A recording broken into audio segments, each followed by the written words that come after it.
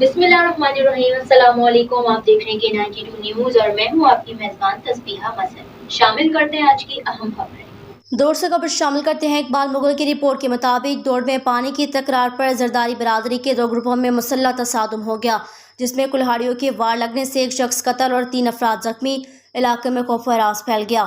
دوڑ کے نواحی قصبے شیر علی شاہ میں پانی کی وارہ بندی کے معاملے پر زرداری برادری کے 2 گروپوں میں مسلح تصادم، جس کے نتیجے میں کلہاڑیوں ڈنڈوں کا آزادانہ استعمال کیا گیا۔ کلہاڑیوں کے وار لگنے سے 45 سالہ بخت علی زرداری سمیت 4 افراد شدید زخمی ہو گئے، جنہیں فوری طور پر ہسپتال منتقل کیا گیا، مگر بخت علی زرداری زخموں کی تاب نہ لاتے ہوئے دم توڑ گیا۔ جبکہ واقعے کے بعد دونوں گروپوں میں فائرنگ جاری ہے، سخت کشیدگی پائی جاتی ہے، جبکہ پولیس کی بھاری نفری طلب کر لی گئی ہے۔ زخمیوں میں علی مردان، نادر علی اور امین زرداری شامل ہیں۔